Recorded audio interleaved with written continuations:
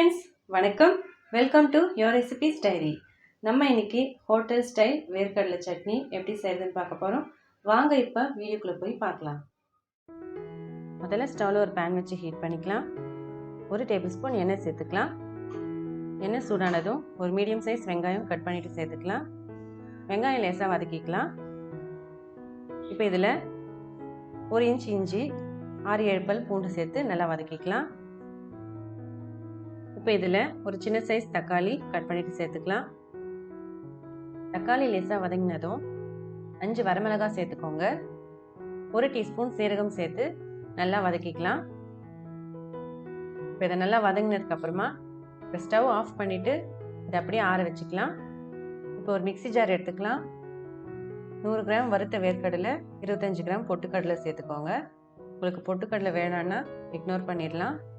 இப்போ இதில் நம்ம ஏற்கனவே வதக்கி வச்ச தக்காளி வெங்காயம் சேர்த்துக்கலாம். புளி ஊற வச்சுட்டு சேர்த்துக்கலாம்.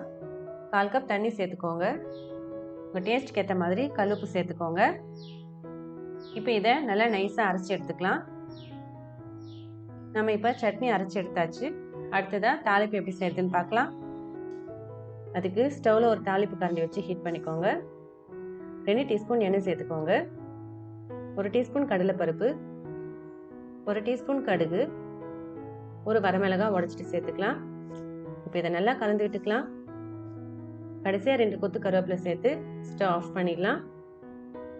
இப்போ இந்த தாளிப்பை சட்னியில் சேர்த்துக்கலாம். அவ்வளோதாங்க, ரொம்ப சுவையான ஹோட்டல் ஸ்டைல் வேர்க்கடலை சட்னி ரெடி ஆயிடுச்சு.